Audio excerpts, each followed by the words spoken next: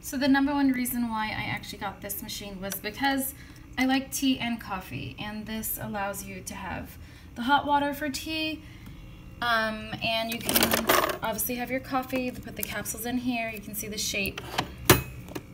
And this water tank is pretty large. I don't have to refill it, and it's easy to take off and on, and there you go.